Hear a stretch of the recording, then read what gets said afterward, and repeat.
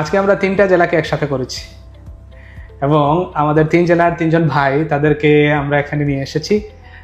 তাদের আজকে মাত্র স্পোকেন ইংলিশ কোর্স শেষ হলো এবং স্পোকেন ইংলিশ কোর্স নিয়ে অনেক ফিলিংস আছে, রাইট?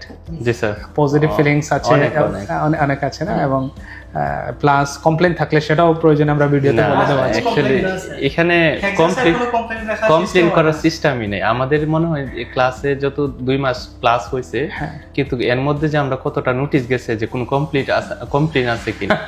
আমি বললাম না, এখানে তো কমপ্লেইন করার সুযোগ পাই না। তো বলতেছে যে কোনো একটা কিছু দেখেন, ভেবে দেখেন যে 3 জন শিক্ষকের নামে বদনাম করতে পারেন কিনা, আমি কি সুনাম বাড়ায় করা যাবে কিনা, কোনো অপশন আছে কিনা। বলতেছে 3 জন শিক্ষকের নামে সুনাম করেন কি, এছাড়া যদি হয় তাহলে আমরা করতে পারি, কিন্তু বদনাম করার মতো আমরা এটা পাওয়ার কোনো সিস্টেম নাই। আলহামদুলিল্লাহ, আমরা সবাই মিলেই আমরা চেষ্টা করছি, আমাদের স্টুডেন্টস, আমাদের ভাই বোনেরা, আমরা যারা টিচিংয়ে আছি, হেক্সাস, ওভারঅল আমাদের অ্যাডমিনের ভাইয়েরা বোনেরা, সবাই মিলেই আমরা চেষ্টা করছি যাতে সময়টা কাজে লাগে এবং আমাদের বিশেষ করে সময় এবং টাকাটা যাতে ফ্রুটফুল হয়। মানে সোজা কথা হলো হালাল যাতে হয়। শুধু হালালই না, আমি আরেকটা কথা বলি, এই যে টাকার কথা আসাতে বলি যে হেক্সাস এরকম একটা সিস্টেম। আমি কিছুদিন আগে মনে হয় ইমনকে বলছিলাম যে আমি আজকে যদি আমি কোর্স শেষে আমি দেখবো আমি কত টাকা পাইছি হেক্সা থেকে। মানে এতগুলো প্রতি সপ্তাহে একটা পুরস্কার, প্রতিদিন চকলেট, তারপরে যে মনে করো ভোকাবুলারি ভালো করলেই যে একটা পুরস্কার থাকে। আমি বললাম আমি অনেকগুলো পাইছি, আমি এগুলো হিসাব করবো যে কত টাকা। আমি মনে হয় ভর্তি থেকে বেশি পাইছি না, ওই দিন বললাম না, আমি বলছি যে ভর্তি থেকে যত টাকা নিয়ে ভর্তি হয়েছি তার চেয়ে বেশি পাইছি আমার মনে হয় আলহামদুলিল্লাহ। যে প্রতি সপ্তাহে যে ভোকাবুলারিতে ভালো করলেই একটা পুরস্কার থাকে। তো এরকম দেখা গেছে যদি আমাদের বেঁচে 47 জন আছিল, 47 জন যদি পাইতো হেক্সা দিতে মনে হয় পিছাইতো না।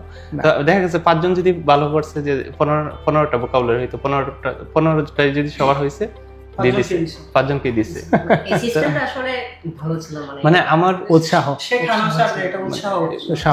মানে আমরা গ্রেট ওয়ে ছিল। আমি মনে করি যে একটা বই থাকা আর একটা যে আনন্দ থাকে ভিতরে, এই আনন্দে শিখায়। এই যে জিনিসটা আমরা এই বয়সে এসো, আমি মনে করছিলাম যে হয়তো আমি 5 বা 6 এ পড়ি, এরকম মনে হয়েছে না, এরকম মনে হয়েছে যে আমরা 5, 6 এ পড়ি, আমাদেরকে চকলেট দিচ্ছে, তারপরে কলম দিচ্ছে, মার্কার দিচ্ছে, তারপরে এই যে আমি আবার টপ পারফর্মারের জন্য গেঞ্জি পাইছিলাম, টি শার্ট পাইছিলাম। তো ওই জিনিসগুলো মনে করেন আমি যদিও পড়ালেখা আমাদের শেষের পর্যায়ে, আমার মনে হচ্ছে এটা আমি শুরু করতেছি আলহামদুলিল্লাহ। আমার খুব ফিলিংসটা খুবই অন্যরকম ছিল। জি স্যার, মানে এখানে হচ্ছে সিস্টেমটা ভালো, মানে শিখার প্রতি যে একটা আগ্রহ তৈরি করে শেখা। যেরকম স্যার আমি ভোকাবুলারির কথাই বলি, মানে ফার্স্টে যখন বইটা দিয়েছে আমি ভাবলাম 2 মাসে ক্লাস করে বইটা কিভাবে শেষ করবো। মানে 128টা পেজ ছিল, তার মাঝে মানে একটা কম্পিটিশন হয়েছে, আর্ট কম্পিটিশন, ওটাতে আমি এবং ভাই 2 জনই আসি ফাইনাল রাউন্ডের জন্য। এবং মানে ওইটা যে ক্লাসের মধ্যে মানে প্রতি উইকে যেভাবে এক্সাম নিছে, পুরো বইটা শেষ করে ফেলছে মানে ক্লাসের মধ্যে। এবং ওইখানে যারা পারফরমেন্স ভালো করছে তাদেরকে গিফট দেওয়া এবং মোটিভেটেড করা কিভাবে ভালো করা যায়, এবং যারা ভালো করে নাই প্রথম দিকে তারা যখন আবার এইটাকে একটা ফাইনাল সিস্টেম বা যেটাই হোক মানে যেভাবেই হোক লাইনে আনা যায়, মানে ওইটা আনার জন্য যতটুকু করা দরকার যতটুকু মানে করতে পারছে আমি মনে করি। Thank you so much. এবং যে স্পিকিং কেয়ার সেশনে যে সেশনটা আমি সবচেয়ে বেশি এটা আমার ইফেক্টিভ হয়েছে, কারণ আমি যখন ক্লাস করছি গ্রামাটিক্যাল বা ওইসব বিষয় আমি মোটামুটি একটু ভালোই পারি, কিন্তু যখন আমার সমস্যা ছিল আমি হচ্ছে মানে কারোর সামনে গিয়ে ফ্লুয়েন্টলি কথা বলা বা এই বিষয়টা আমার দ্বারা হইতো না, আমি বলতে পারতাম না, একটু ভয় কাজ করতো বা কমিউনিকেশন একটু গ্যাপ ছিল। কিন্তু যখন আমি স্পিকিং কেয়ারে ক্লাস করছি, সামনে যখন 2-3 দিন নেওয়া হলো, মানে খাদিজা ম্যাম বা তামা ম্যাম ছিলেন, তারা যখন আমাকে হেল্প করছে বা কিভাবে কন্টিনিউ করতে হবে, কিভাবে করলে ভালো হবে, তখন আমার বিষয়গুলো অনেক বেশি ইফেক্টিভ হয়েছে। সো মাঝে মাঝে এমন হয়েছে স্যার যে একটু লেট করে আসছি, মানে স্পিকিং কেয়ার ক্লাসে জয়েন করবো, সিট পাইনি। 2-3 দিন আমার এরকম হয়েছে, মানে সিট পাই নাই। আবার অপশন ছিল আমাদের অ্যাটেন্ডেন্ট অ্যাওয়ার্ড নিয়ে, আবার কেয়ার ইতে পাঠাই দিত, 8তলাতে একটা আছে না, স্পিকারস ক্যাফে ওইটা মানে অপশনের কোনো শেষ নাই। যদি একটাতে আপনি না থাকতে পারেন আরেকটা আছে, আরেকটাতে যদি না থাকতে পারেন আরেকটা আছে। মানে সিস্টেমটা ওইরকম যে দেখা গেছে যদি আমরা ইংলিশে তো বাংলা মানে ওইখানে যখন আমরা কেয়ার ক্লাসে যখন যেতাম, তখন স্যার বা ম্যাম যদি নাও থাকতো আমাদের মুখ থেকে বাংলা খুবই কম আসতো। যে আমরা ভাবতাম যে হয়তো ওইখানে গেলে হয়তো মানে কেমন যেন আমরা যেন ইংলিশ আমরা বাংলা জানি না, ইংলিশ পারি ইংলিশে কথা বলতেছি। প্লাস সৌরভ স্যার মানে এই যে একটা আমরা যদি ওয়ার্ড না বুঝি তাহলে আরেকটা শব্দ বলে যে কিভাবে এটা বোঝানো যায়, সিনোনিম, হ্যাঁ হ্যাঁ কিভাবে ইন আদার ওয়ার্ডস কিভাবে একই কথা ইংলিশে অন্যভাবে বলা যায়। তারপরে বুঝতাম না, খুব সুন্দর করে ডিসক্রাইব কইরা ভেঙে ভেঙে আর কি বুঝে। আরেক এমনকি আমারও মাঝে মাঝে এমন হয়েছে, আমি যখন একটা টপিক বোর্ডে লিখছি 3-4টা আমি বুঝি নাই, তখন সৌরভ স্যারকে কল করে জিজ্ঞেস করছে স্যার এই জিনিসটাকে, স্যার 2 মিনিট 3 মিনিট স্যার বুঝিয়ে দিচ্ছে, মানে ডিরেক্ট ডেসক্রাইব করা বা এরকম বুঝিয়ে দিচ্ছে, তারপরে আমি ইজিলি মানে বলতে পারছি। তারপরে যে একটা কথা বলে 4-5টা উদাহরণ, আর উদাহরণ দেখলেই তো মানে আলহামদুলিল্লাহ বুঝে ফেলি যে জিনিসটা কি। মানে আমার মনে হয় না স্যার কোনো স্টুডেন্ট স্যার হতাশ হয়ে বসে, সব সময় স্যার ইন্সপায়ার করা হয়। এখানে 9 এর স্টুডেন্ট থেকে আমার দেখা সর্বনিম্ন 9 ছিল না, 9 এর স্টুডেন্ট থেকে আমরা তো মাস্টার শেষই, তাহলে আমরা এর চেয়ে বড় তার থাকতে পারে না কেউ। তাহলে এরকম একটা বন্ডিং একটা 9 এর স্টুডেন্ট যেরকম আমাদের ভিতরে এরকম, আলহামদুলিল্লাহ এরকম বলবো না যে 9 এর স্টুডেন্ট পারে না আমরা বেশি পারি, আবার আমরা পারি না ও বেশি পারে, একদম লেভেল। মানে আমরা বলতেছি যে ও যখন কথা বলতেছে ফ্রেন্ডলি, মানে এই জিনিসটা আমি যে এনভায়রনমেন্টের কথা বলবো, যে ফ্রেন্ডলি বিষয়টা একসাথে এসে যে আমরা যে জিনিসটা পাইছি ফ্রেন্ডলি আর এনভায়রনমেন্ট, যে ইংলিশের যে ইংলিশ ভাবটা, আমরা ইংলিশ ভাবটা আমি মনে করি যে আমি একসাথে এসে পেয়ে গেছি। আমি আসার আগে অনেকবার করছিলাম, যেহেতু ব্রাহ্মণবাড়িয়া থেকে আসবো তখন আমি ভাবলাম যে এতটুকু দূরে যাব, আমি আবার দেখা গেছে যে একটা হাই স্কুলে, প্রাইভেট হাই স্কুলে জব করতাম, ম্যাথ টিচার ছিলাম। তখন আবার আমি ভাবলাম যে সবকিছু ছেড়ে দিয়ে যাবো, একটা তো বিষয় আছে, আমি গিয়ে ওইখানে যদি না নিতে পারি জিনিসটা তাহলে তো আমার জন্য একটা খারাপ ইফেক্ট পড়ে যাবে।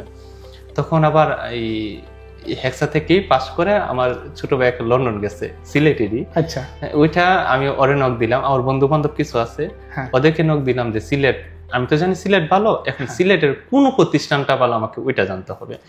তখন বললাম যে আমার বন্ধু হিমু, তারপরে ও বলতেছে যে তুই হেক্সাতে যা, হেক্সাতে যাবি, প্লাস তুই শুধু যদি ক্লাস করস কোনো লাভ হবে না, তুই কেয়ার ক্লাসটাতে বেশি জয়েন করবি। ওর যে জিনিসগুলা আমি যখন 9-10-এ পড়তাম তখন আমি ওর থেকে হেল্প নিতাম, প্লাস এখনো যখন ও বাইরে চলে গেছে দেখা গেছে যে যোগাযোগ হয় না, কিন্তু ওই যে দরকারের সময় যে জিনিসগুলো ইনফরমেশন গুলো ও বললো। তারপর আমি আমি তো আর স্কুল ফেলে হঠাৎ করে চলে আসতে পারি না। ঈদের যখন বন্ধ দিল তখন আমি ঈদের 2 দিন আগে এখানে আসছি, তখন প্রতিষ্ঠান বন্ধ হয়ে গেছে, কিন্তু অফিস খোলা ছিল। আচ্ছা, তখন আমি ম্যাডামের সাথে এসে কথা বললাম যে ম্যাডাম কিভাবে কি করতে পারি। তখন আমি একটা জিনিস খোলাখুলি বলে ফেললাম, ম্যাডাম মনে করেন আমি অনেক দুর্বল, আমি ইংলিশ পারি না, আমি কি পারবো, যে এরকম উদাহরণ আছে যে আমি কি পারবো। তখন আমার ভিতরে এখনো এই ফিলিংসটা কাজ করে যে আমি কি পারবো। ম্যাডাম বলতেছে দুর্বল স্টুডেন্টদের তো আয়সা ভালো করে, আপনি দেখেন। তখন আমি আয়সা গেলাম, এডমিট ভর্তি হই নাই। তারপর ঈদের অফার দিল, ঈদের অফার ভর্তি হয়ে গেছি। তারপরে আমি স্কুলে নোটিশ দিলাম, ওই স্কুলে আমি আসার কথা ডিসেম্বরে, কিন্তু ডিসেম্বর আসতে পারিনি, ওদের স্টুডেন্টের পরীক্ষা, এসএসসি পরীক্ষা দিবে, বোর্ড পরীক্ষার ফালায় আমাকে দিবে না, আপনি এতদিন পড়াইছেন এখন আমাকে ছাড়া হবে না। তারপরে ওরা 10 তারিখ থেকে পরীক্ষা, আমি যে বলছি তাহলে অঙ্ক, যেহেতু আমি অঙ্ক শিক্ষক, আমি অঙ্ক পরীক্ষাটা শেষে আমি এডমিশনটা নিই। তাহলে ওদের মনে হয় 19 তারিখে পরীক্ষা ছিল, আমি 23 তারিখ থেকে এটা ক্লাসটা নিলাম। তখন যখন ক্লাস শুরু করে দিলাম তখনও ভিতরে বই ছিল যে আল্লাহ জানে কি হয় কিনা। তারপরে মনে করেন 1 মাস ক্লাস করলাম, আলহামদুলিল্লাহ আমি মনে করি যে আমাদের ক্লাস কমপ্লিট। আমার যে ফিলিংসটা হয়েছে, যতটুকু আশা নিয়ে আসছিলাম ওইটা কমপ্লিট হয়ে গেছে। এরপরে যেটা পাইছি এটা হচ্ছে এক্সট্রা বেনিফিট, যেটা মনে করেন আমরা এই সমস্যা মানে এই বয়সে এসে বাইরে যে একটা ডেডিকেশন, মানে এটা আমি বাইরে প্রথম থেকেই দিচ্ছি। ফার্স্টের দিকে যখন একটা বা যে 2টা যখন ভোকাবুলারি টেস্ট দিয়েছে ভাই একটু জাস্ট কম পাইছিল, কিন্তু পরের উইক থেকে মানে একেবারে প্রত্যেকটাতে টপ। প্রথমে আমি ওইটাই বলি যে ওই যে হেক্সাতে শিখানোর যে ধরনটা অন্যরকম। প্রথম দেখা গেছে যে আমাদের 15টার মধ্যে 13টা হয়েছে আমার, তারপরেটাতে 14টা হয়েছে, এরপরে থেকে 15টা হওয়া শুরু করে দিয়েছে। মনে করেন আর কোনো ভুল নেই। তো ওই যে পড়ার প্রতিটা ফোকাসটা যেভাবে কিভাবে দেওয়ানো হয়। তারপরে আমি ক্লাসে গিয়ে দেখা গেছে যে ম্যাডামকে নক দিতাম, আমি হেল্প করতো যে ম্যাডাম আমার যে ওয়ার্ডটা 2টা তো ওয়ার্ড একই রকম, উচ্চারণ তো একই রকম, তাহলে আমি কি করবো। ম্যাডাম বলতেছে একটা একটু লম্বা টান হবে আর একটা একটু শর্ট টান হবে, এই জিনিসগুলা, যে এই জিনিসগুলোই তো দরকার। তারপরে এই যে বদুল স্যারও দেখা গেছে যে হেল্প করলো। তো এর থেকে মনে করে একটু করলাম। মাঝখানে একটা কথা বলি, মাঝখানে আমার একটা ভিসা লেগে গেছে যে সৌদির জন্য। আমি তো উপরে ভালো একটা দেশে যাওয়ার জন্য একটু করতেছি, একসাথে আসা। এখন ভাবলাম যে আমি আমি তো উইক, আমি কি পারবো, ওই জিনিসটা এখন আমার ভিতরে কাজ করে যে আমি তো উইক, আমি কি পারবো। তখন সবাই বলতেছে যে টপ পারফর্মার হতে পারে ক্লাসের মধ্যে, সে পারবে না কিভাবে। তখন স্যারের সাথে এসে পরামর্শ করলাম, সবাই পরামর্শ করা শেষ, এখন ফাইনাল হচ্ছে স্যার বদ্দু স্যার। আমি আগের দিন স্যারকে নক দিছি, স্যার আপনার সাথে আমার কথা আছে, আমাকে 2 মিনিট সময় দেওয়া লাগবে, পারবেন না? যদি পারেন তাহলে আমার একটু উপকার হবে। বলতেছে অবশ্যই, কেন পারবো না। তারপর স্যারকে যখন এই ক্লাসের মধ্যে ইশারা দিল, স্যারকে বুঝছি আপনি অফিসে দেখা করেন আমার সাথে। ক্লাস শেষে আমরা আবার গেলাম, যাওয়ার পর স্যারকে বললাম, স্যার আমার তো আপনি তো বুঝতে পারছেন আমি কেন একসাথে আসছি, একটা ভালো দেশে যাওয়ার জন্য বা ভালো একটা অবস্থানে যাওয়ার জন্য। দেশে যেতে পারবো কিনা জানি না, কিন্তু একটা অবস্থান অবশ্যই আমার তৈরি হবে একসাথে আসছি যেহেতু। এখন আমার একটা ভালো বিষয় আসছে সৌদি আরবের জন্য, এখন আমার ফ্যামিলি বলতেছে চলে যাওয়ার জন্য। এখন শুধু আপনি কি বলেন না কি বলেন, আমি ওইটার আশা বসে রয়েছি। স্যার বলতেছে কি বলেন, এতদিন অপেক্ষা করছেন, আর 3 মাস অপেক্ষা করতে পারবেন না? আপনি আর 3 মাস দেখেন, জাস্ট একটা কথা, আপনি আর 3 মাস দেখেন। আমি বাসায় গিয়ে বলে দিছি না, এই বিষয়ে আমি যাবো না, এই বিষয়ে আমি যাবো না। ভিসা লাগাইতে তো অনেক টাকা লাগে। হ্যাঁ, আমি বলছি এই বিষয়ে আমি যাবো না। ওইটা আমার ভাইই দিছে। আচ্ছা, ওইটা ভাই দিছে, হয়তো আরেকজনকে দিয়ে দিবে, ওইটা টাকাটার কোনো সমস্যা হবে না। তখন আমি বললাম যে না, আমি আপাতত এই বিষয়ে যাচ্ছি না, আমি আরো 3 মাস পরে দেখি আমাকে ভাগ্য কোথায় নিয়ে যায়।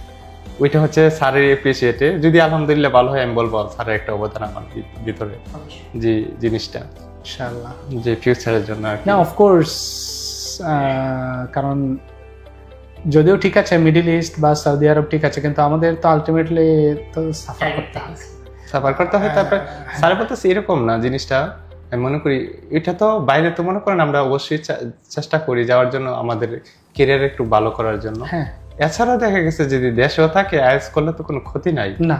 আমি যে দেখা গেছে একটা স্কুলে যদি ঢুকি, পাশাপাশি আমাকে যদি একটা ইংলিশ ক্লাস করতে বলে, তখন আমি গিয়ে তো হাঁপাবো। যদি আমি একবার আইএলটিএস করে ফেলতে, ওই হাঁপানো জিনিসটা থাকবে না। আমি এখানেই আমি দেখা গেছে যে 100 জনের সামনে স্পেস দিচ্ছি। কেয়ার ক্লাসে তো আমাদের অনেক স্টুডেন্ট থাকে, তো ওইখানে যদি আমি স্পেস দিতে পারি, তাও আবার ছোট ছোট স্টুডেন্ট না, ওরা আমাদের লেভেলের স্টুডেন্ট, ওদের সামনে যদি আমি কথা বলতে পারি, 2-3জন শিক্ষক পাশে আছে, তাদের সামনে যদি কথা বলতে পারি, আমি কেন ক্লাসে হাঁপাবো? এটা তো অবশ্যই শেষ হয়ে যাবে, ফিনিশ হয়ে যাবে এখানে।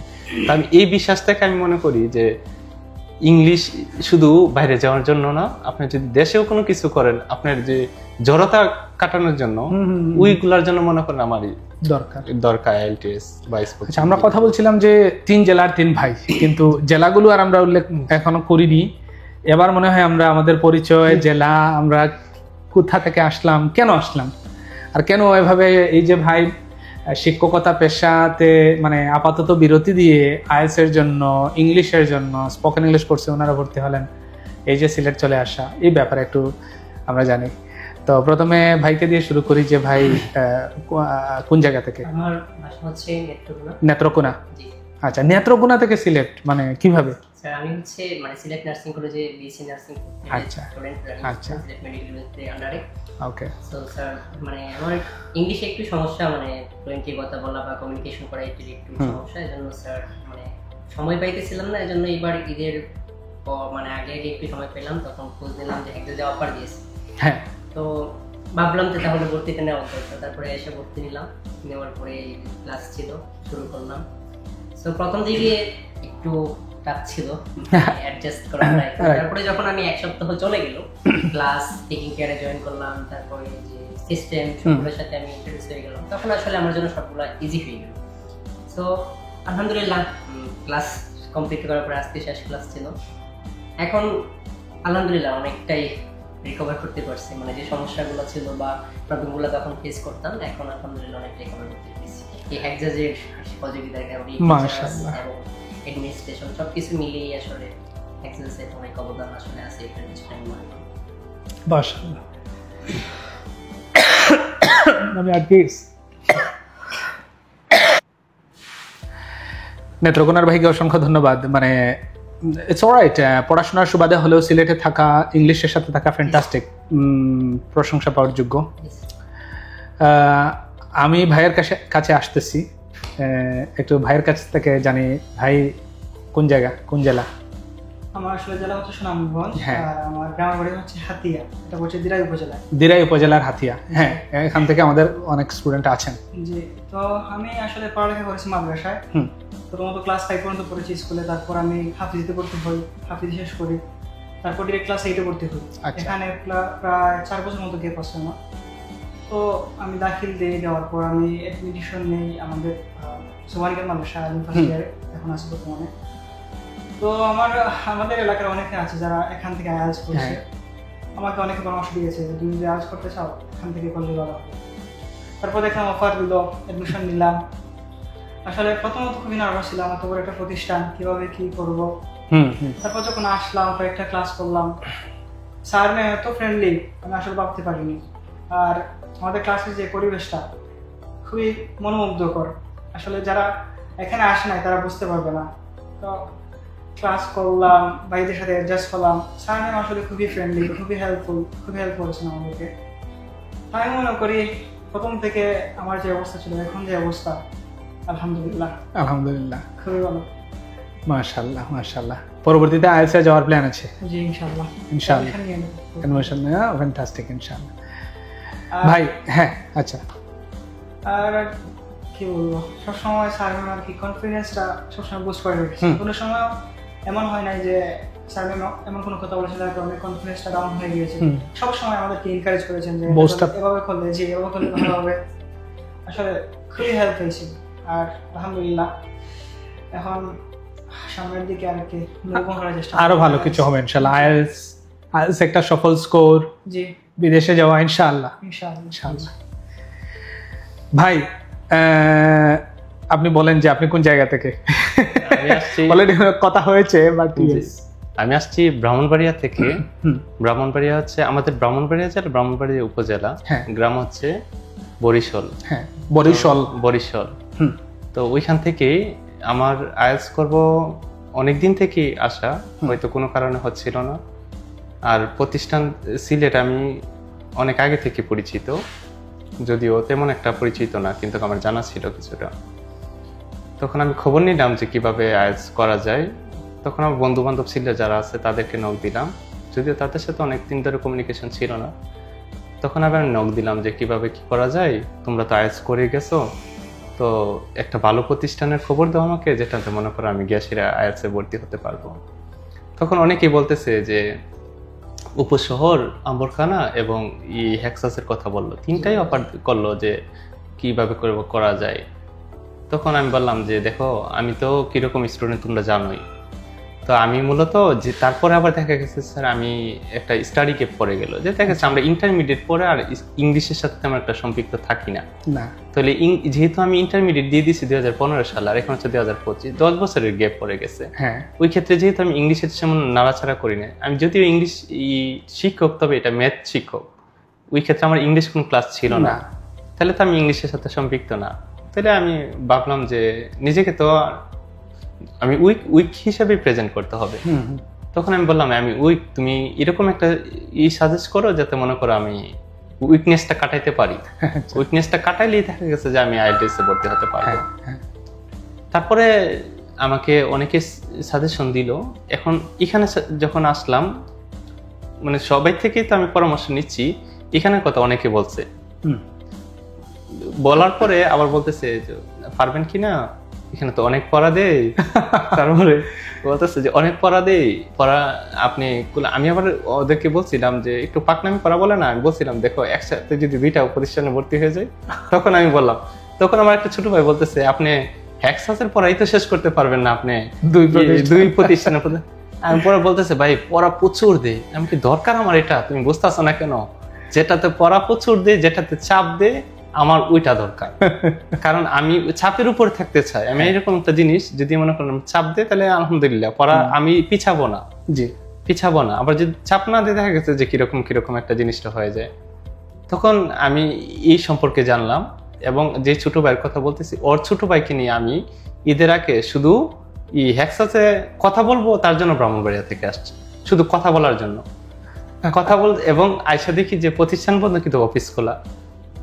ম্যাডামকে জিজ্ঞেস করলাম, ম্যাডাম কি অবস্থা, কিরকম কি করা যায়, আমি তো ভর্তি হতে চাচ্ছি, আমি তো উইক স্টুডেন্ট, আমি পারবো কিনা। কি কি সুবিধা এখানে। পরে ম্যাডাম সুবিধাগুলো বললো যে দেখেন এখানে ক্লাস তো করবেন, একজন স্যারে ক্লাস করাবে, প্লাস আপনার কেয়ার ক্লাস থাকবে, আপনার যদি দেখা গেছে কোনো রুমে যদি কোনো সমস্যা থাকে আপনি এখানে পড়াটা শেষ করে যেতে পারবেন। আমি বললাম এর চেয়ে তো ভালো কিছু হয় না। তখন এই যে শুধু কথা বলে গেলাম, অফিসের নাম্বার নিয়ে গেলাম, যোগাযোগ করলাম, ঈদ অফার দিল, ঈদে ভর্তি হলাম। ভর্তি হয়েছি ওই রকম সিস্টেম করে যাতে মনে করেন আমার স্কুলটাকে আমি কমপ্লিট করে দিয়ে আসতে পারি। আবার এখানেও এসে মনে করেন আমার স্কুল কমপ্লিট করে যেন আমি আবার বসে না থাকতে হয়। আমার কথা হচ্ছে আমি এখানে বসে থাকা যাবে না। তারপরে ভর্তি হয়ে গেলাম। ভর্তি হয়ে আইসা মনে করেন ক্লাসের মধ্যে কিছুটা থিঙ্কিং এরকম ছিল, আসলে হয়তো একজন স্যারে ক্লাস করাবে, ক্লাস শেষ করে চলে যাবে, আমি নিজেরটা নিজে শিখতে হবে, এরকম থিঙ্কিং ছিল। একজন স্যারে ক্লাস করাবে, আইসা দেখলাম যে প্রথমে তো 2 জন টিচার। অবাক হলাম, 2 জন টিচার লাগে ক্লাস করাতে। আমি ওইটাকে ভাবতেছি আমরা কি প্লে নার্সারিতে পড়ি, এরকম 2 জন, আমরা তো দেখা গেছে যে প্লে নার্সারিতে 2 জন টিচার লাগে হ্যান্ডেল করার জন্য। তখন ভাবলাম 2 জন টিচার লাগে, একটু অবাক হলাম। পরে দেখলাম যে না, স্যার ক্লাস করাচ্ছে, মজার বিষয়, আলহামদুলিল্লাহ। তারপরে তো আপনি একদিন ছিলেন, আমি আপনি থাকাতে যে একটা ভিতরে যে একটা এনার্জি ঢুকে গেল হঠাৎ করে, যে এই 2টা কথাতে কিরকম যেন আমার জীবনটা একটা পাল্টে গেল আর কি। ইংলিশের প্রতি দুর্বলতা ছিল, আমি যেমন মনে হলো যে আমার 2 মিনিটে এই দুর্বলতাটা আমি কাটিয়ে ফেলছি, কিছুটা আমি স্বস্তি পাইলাম যে না, আমি হয়তো এখান থেকে শিখতে পারবো কিছু। তারপরে দেখলাম বড় বড় মানুষ এখানে, মনে করুন যে বড় বড়, আমি কি ওদের সাথে পারবো? আবার আপনি বলে গেলেন যে অ্যাটেন্ডেন্স অ্যাওয়ার্ড আছে, তারপর টপ পারফর্মার অ্যাওয়ার্ড আছে।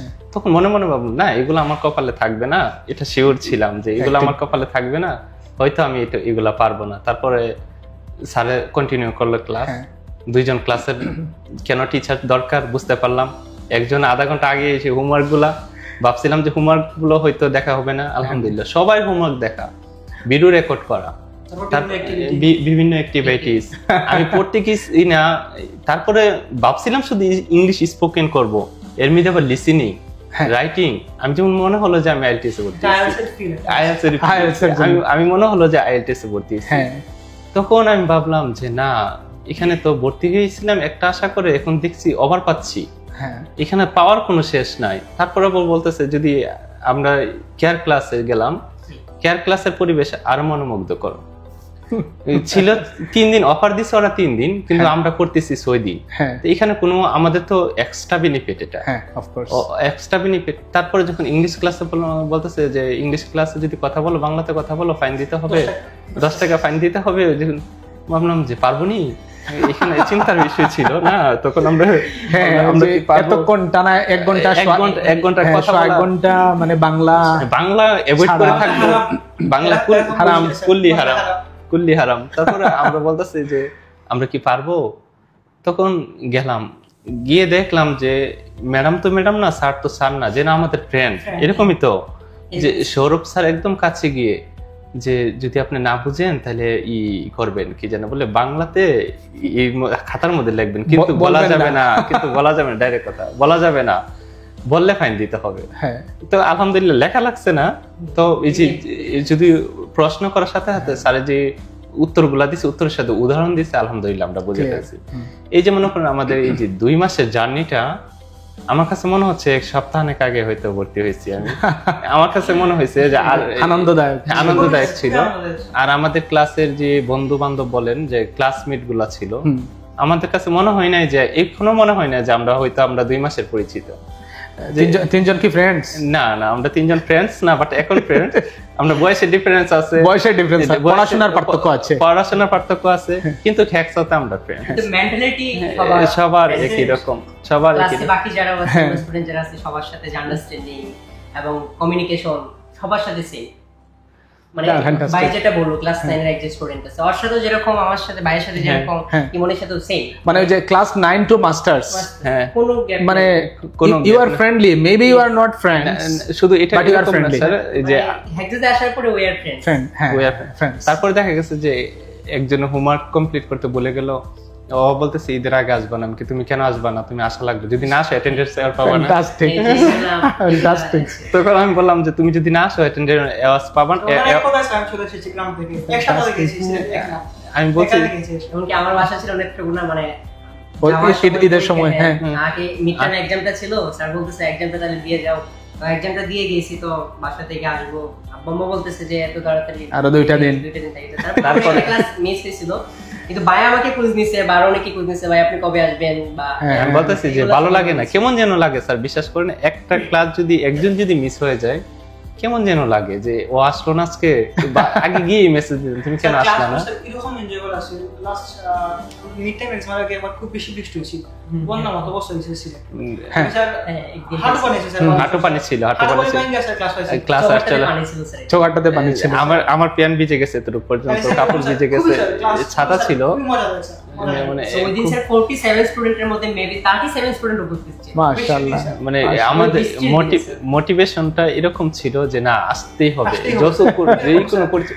আমার বাড়িতে বলতেছে গেট লাগাইলেছে আমাকে, আমার বাসাতে গেট তালা দিয়ে দিছে, আমাকে দিবে না যেতে, এত বৃষ্টির মধ্যে কি বের হতে দিবে, বলতেছে তোমার ঠান্ডার সমস্যা, তুমি যদি বের হও ঠান্ডা লেগে যাবে।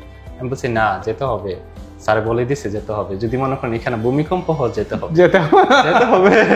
তখন আমি কি করলাম, চাবিটা নিলাম, আমি বলি চাবিটা নিয়ে, আমার বাতিজি ছিল, চাবিটা নিয়ে তালাটা খুলে আমি ওর কাছে আবার চাবিটা দিয়ে দিচ্ছি, বের হয়ে গেছি। ওরা আমাকে ফোন দিচ্ছে তুমি কোথায়, আমি চলে আসছি সিলেটে, চলে আসছি সিলেটে, বলতে ক্লাসে চলে আসছি। তারপরে বলতেছে এই বৃষ্টির মধ্যে, আমি কি না কিছু করার নেই, স্যার বলছে যেতে হবে। তারপরে ওই যে একটা আমার সোমবারে মনে করেন ক্লাস থাকে, শনি সোম আর হচ্ছে বুধ, আর সোমবারে ক্লাস আমার, মঙ্গলবারে আমার হচ্ছে কুমিল্লা ভিক্টোরিয়া কলেজে আমার ভাইভা এক্সাম মাস্টার্সের। তখন ভাবলাম যে সোমবারে ক্লাস, মঙ্গলবারে আমি ভাইভা কিভাবে দিব, খুবই টেনশনে পড়ে গেলাম। তো এখন তো স্যারকে তো বলে কোনো লাভ নাই, কারণ স্যার বড়জোর বলতে পারবে যে তুমি যাও, কিন্তু আমার তো অ্যাটেন্ড তো হবে না, অ্যাটেন্ড তো আমি দিতে পারবো না, আর আমি স্যারকে বললি কি লাভ। এখন স্যারকে বড়জোর স্যারকে কনভিন্স করে স্যার বলবে যাও, অনুমতি নিলাম, এছাড়া তো স্যার কিছু করতে পারবে না। এখন আমি বললাম যে রাত্রে ট্রেনে উঠি, ক্লাস করলাম, ক্লাস করে মনে করেন রাতে 10টা ট্রেনে উঠছি, 10টা ট্রেনে উঠে বাড়িতে গেলাম, যাইতে যেতে মনে করেন রাতে 3:30 বেজে গেছে। বাসায় পৌঁছাতে আমার স্টেশন থেকে 5-7 মিনিট লাগে হেঁটে বাসায় যেতে। তো যেহেতু বাসায় গেছি, সিলেট থেকে খাওয়া দাওয়া করে গেছি, বাসায় গিয়ে খাওয়া দাওয়া করি নাই, টায়ার্ড লেগে গেছে। এখন আমার বন্ধু বান্ধব তো সবাই জানে আমরা একসাথে যাব, 6টা বাজে বের হবো, যেহেতু কুমিল্লা ভিক্টোরিয়া কলেজে 9টা থেকে আমাদের ভাইভা শুরু হয়ে যাবে, তো 3 ঘন্টা আগে বের হতে হবে। যদি আমরা ট্রেনে যাই তাহলে সুবিধা, কিন্তু বাইরে গেলে একটু কষ্ট করে। তখন 6টা বাজে বের হবো, ওদেরকে কথা দিছি, আর আমি বাসায় গিয়ে পড়ছি 3:30 বাজে। তো একটু ঘুমাই ভাবলাম, যেহেতু আমার ভাইভা দিব, একটা পরিবেশের তো একটা বেশি থাকে। ঘুম দিছি, ঘুম থেকে উঠে দেখি একটা বন্ধু ফোন দিছে যে আমরা তো চলে আসছি, কসবা চলে আসছি। ওরা বের হয়ে আমাকে 1 ঘন্টা পরে ফোন দিছে যে আমি তো চলে আসছি কসবা, আমরা কসবাতে মিট করার কথা ছিল, একসাথে যাব। আমি ওদের ফোন দেখে বুঝতে পারছি যে ওরা আমাকে করার জন্য। আমি ফোন ঘুম থেকে উঠে ফোন দেখে আমি বলতেছি বের হয়ে গেছি, আসলে আমি বের হই নাই, আমি ঘুমিয়ে। তখন আমি কি করব, গোসল দেওয়া তো পরের কথা, খাওয়া তো পরের কথা, আমি কোনোভাবে মুখও ধুইছি না স্যার, গোসল দিয়ে কোনোভাবে ওদের সাথে জয়েন করলাম। জয়েন করতে বলতে 1 ঘন্টা ওদেরকে বসায় রাখছি যে আসতেছি করতে, ডিরেক্ট চেঞ্জি নিচ্ছি, চেঞ্জি নিয়ে ওদের সাথে দেখা করছি। আলহামদুলিল্লাহ আমাদের ভাইভা ভালো পরীক্ষা হয়েছে। আসার পরে বাসায়, এখন ওরা তো জানে না আমি আবার ব্যাক করবো, ফ্যামিলি মানুষ জানে না ব্যাক করবো, মাত্র সকালে আসছে, আমাকে দেখেও নাই, আমার আম্মা দেখে নাই আমাকে, আচ্ছা আমার আম্মা দেখে নাই আমাকে, আমার ভাইও দেখে নাই আমাকে, আমার আব্বু দেখে নাই, শুধু বাবি দরজা খুলছে, উনি আবার বাহিরের সময় উনি দেখছে যে বের হয়ে গেছি, আমার ফ্যামিলি মেম্বার কেউ আমাকে দেখে নাই। যখন আমি ভাইভা দিয়ে বেকাল হয়ে গেছে আসলাম, তখন সবাই আমাকে দেখছে, তুমি আসলা কোথায় চলে গেলা, যে কোনো দেখা হইলো না। কি দেখা হবে কিভাবে, আমি তো দেখা হওয়ার মতো সিচুয়েশন আসি না। 10টা বেজে গেছে রাত্রে, বলতেছে ঘুমাইতে, আমি তো ঘুমাবো না, আমি তো চলে যাব। কি বলো চলে যাবো, কি বলে তুমি, আমি বলতে কালকে ক্লাস আছে, আমি কালকে একটা ক্লাস না দিলে কিছু হয়, আমি না, ওইটা ওই প্রতিষ্ঠান না যে একটা ক্লাস না গেলে কিছু হবে না, এটা বিরাট ক্ষতি হয়ে যাবে আমার। তারপরে আমি আবার টিকিট কেটে রাখছিলাম। তারপরে যতটুকু মোটিভেশন করা যায় যে আমা বুঝেন জিনিসটা, আমার তো যেতে হবে, আমার তো ওইখানে আমি বললাম যে ওইখানে না গেলে হয়তো মারবে না, ওইখানে না গেলে হয়তো আমার কিছু হবে না, কিন্তু আমার বড় একটা ক্ষতি হয়ে যাবে। আমার যে জীবনের যে টার্ন পয়েন্টটা, আমি মনে হচ্ছে যে কিছুটা পিছাই যাব যদি একটা ক্লাস মিস দিয়ে দিই। ওই যে একটা ক্লাস মিস দিব না করে মনে করুন রাতে গেছি, আবার রাত্রে আসছি, কুমিল্লা পরীক্ষা দিয়ে চলে আসছি, আবার কেউ বুঝতেও পারে নাই যে তার মধ্যে আবার হোমওয়ার্ক, তারপর আবার হোমওয়ার্ক। এখন তো হোমওয়ার্ক তো কমপ্লিট করতে হবে। এই যে পরীক্ষা ছিল, টেস্ট ছিল, গাড়িতে পড়লাম, যে গাড়িতে বইটা নিয়ে গেছিলাম, ভোকাবুলারি টেস্ট ছিল, গাড়িতে পড়লাম। তারপরে আবার ভিডিও বানাতে হয় অনেকগুলা, ভিডিও মেক করতে, কয়েকটা ভিডিও বাড়িতে মেক করে দিই যাতে কেউ না দেখে। একটা রুমে গেছি, রুমে গিয়ে মনে করেন ভিডিও মেক করলাম, ভিডিও মেক করে আরো কয়েকটা ভিডিও ছিল, ওইটা তো মনে করেন সিলেট আইসা ক্লাসে আসার আগে বাসাতে মনে করেন ভিডিও মেক করে নিয়ে আসছি। এ হচ্ছে অবস্থা। আলহামদুলিল্লাহ যতটুকু জার্নি করছি আমি একসাথে এসে, আমি মনে করি যে সুফল আমার এর চেয়ে বেশি। আলহামদুলিল্লাহ, অসাধারণ অসাধারণ একটা জিনিসগুলা মনে করেন যতটুকু ঘুরিয়ে পেয়েছে। আমি জানি না, IELTS এ ভর্তি হয়েছি শনিবার থেকে ক্লাস, আলহামদুলিল্লাহ আশা করি ওইখানে আমরা একটা ভালো একটা কিছু, হেক্সা আমাদের কিছু দিবে, আমরা হেক্সাকে কিছু দিব ইনশাআল্লাহ। আমরা অফকোর্স হেক্সাসের পড়াশোনার তো একটা গ্লিমস পাওয়া গেল।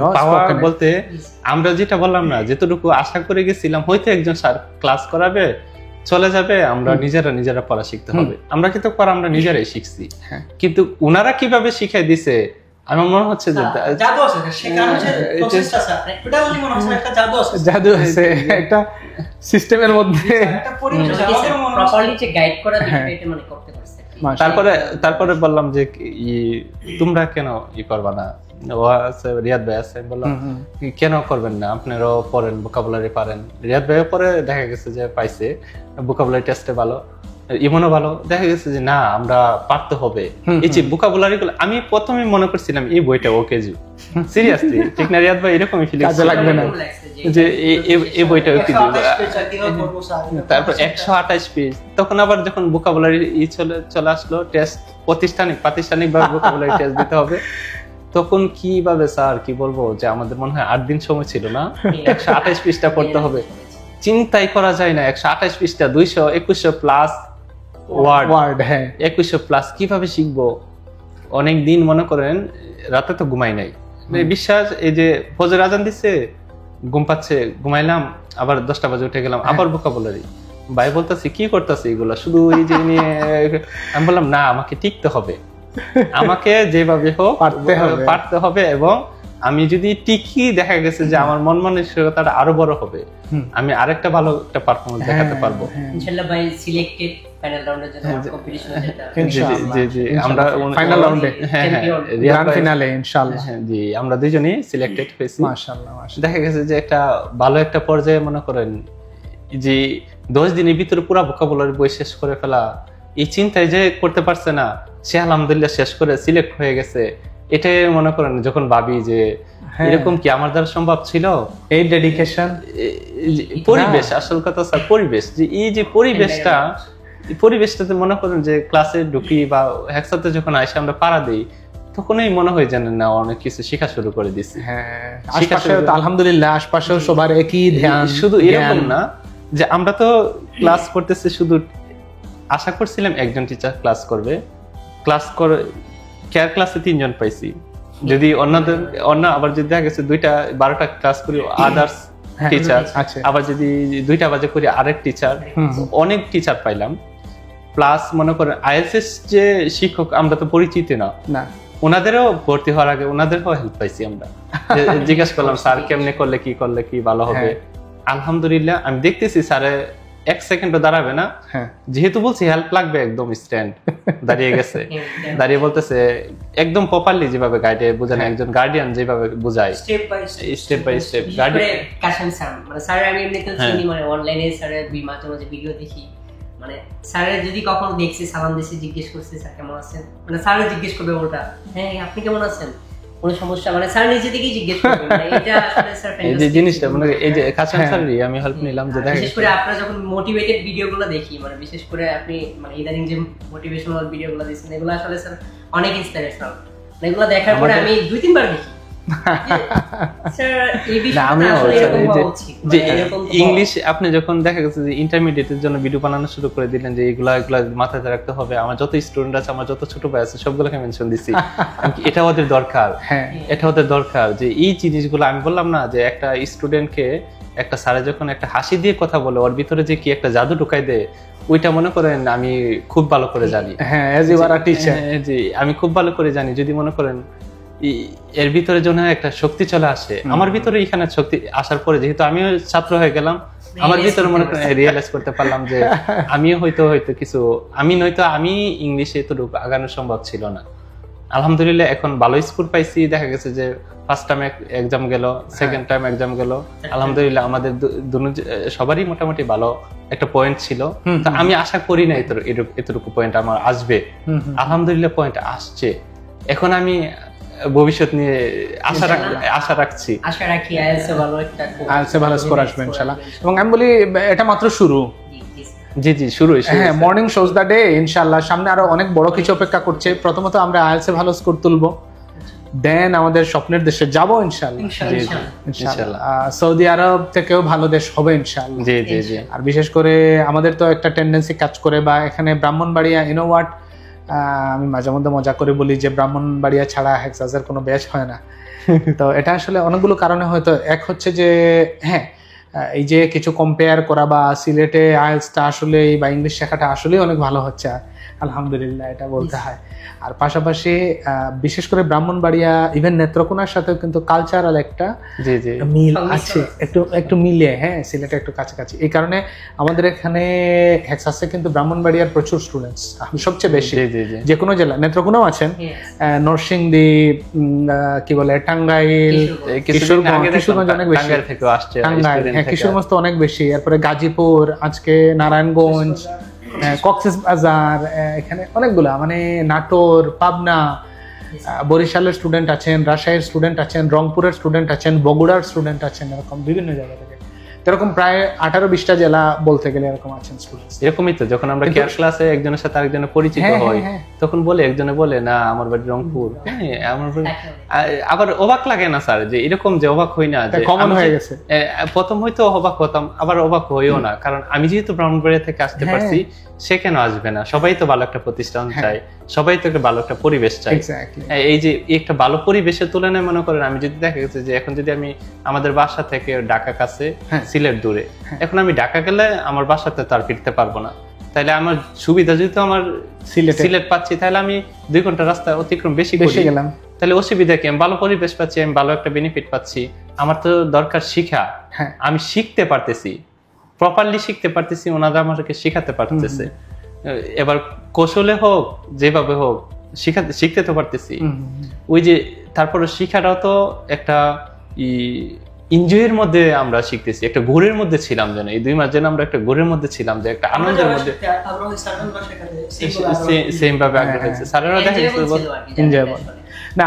আমি বুঝতে পারছি যে আমি আসলে কি বলবো, মানে এই ভাই 3জন ভাই, তাদের সাথে আলোচনা করলে মানে আজকে সন্ধ্যা পর্যন্ত আলোচনা শেষ হবে না। এবং অনেস্টলি আমরাও তো আসলে বহু বছর ধরে আলহামদুলিল্লাহ এই লাইনে আছি। এগুলো এমন যে এগুলো it comes out from heart, খুব মন থেকে কথাগুলো আসছে। তো আলোচনা আসলে শেষ হবার না, তবু আসলে একটা জিনিস এখানে আসলে বলতে চাই। একটা সময় স্বপ্ন দেখতাম যে হেক্সাসের প্রত্যেকটা ক্লাস, কারণ আমি মাঝে মধ্যে আমি নিজেও যখন আসলে কোর্স করি, দেখা গেল যে অ্যাটেন্ডেন্সের একটা বড় ঝামেলা ছিল।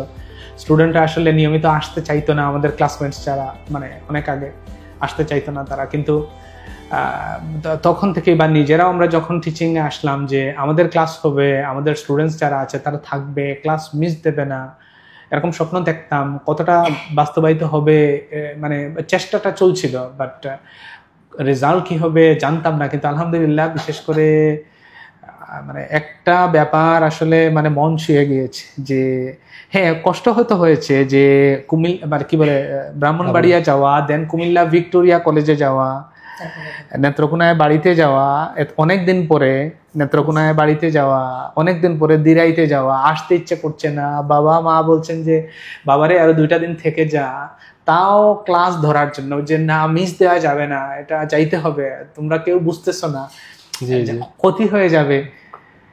আনবিলিভেবল। আমার মনে হয় যে এই একটা রিজন, এই কারণটাই যথেষ্ট যে আমরা যদি রাত দিন এটা নিয়ে কাজ করি, আরো যদি আমাদের ভাইদের জন্য দিতে পারি, বোনদের জন্য দিতে পারি, আমার মনে হয় যে তবুও মানে মনে হয় যে মানে আরো বেশি করা দরকার, মানে ওটাও আমাদের জন্য শেষ না আর কি। অসংখ্য ধন্যবাদ, thank you so much guys. মানে এত মানে এটা এই বিকালটা খুবই রিফ্রেশিং ছিল আমি বলবো আমার জন্য। আমি অনেকগুলো একাধিক মিটিং অলরেডি শেষ করে আসছি, বাট মানে এটা একটা আড্ডা ছিল। সত্যি আড্ডা, স্যার। Thanks again. আমরাও খুব আনন্দিত যে আপনাদের সাথে এতক্ষণ, কল্পনা করি না যে এতক্ষণ কথা বলতে পারবো স্যারের সাথে, যে আমরা তো কোনোদিনও ভাবি না যে এতক্ষণ স্যারের সাথে কথা বলতে পারবো। We are grateful, sir. না, thank you so much. Sir আপনার হাসিটা সবসময় দেখতেছি।